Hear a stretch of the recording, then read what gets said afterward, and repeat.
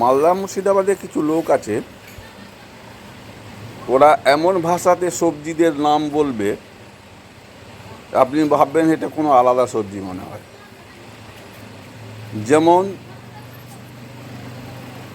পেঁয়াজকে বলে পিঁয়াজ, লঙ্কাকে বলে মিরিচ, বেগুনকে বলবে বাগুন, এই যে মশলা রসুন হয় ওকে বলবে অসুন, রসুন বলবে না, অসুন। রুটিকে বলে, রুটি যে খাওয়ার হয় তাকে বলে উটি। আর এই ভিন্ডিকে বলবে রাম পরবল।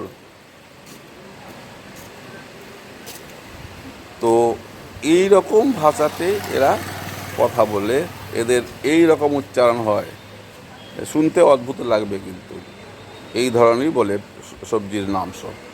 নমস্কার।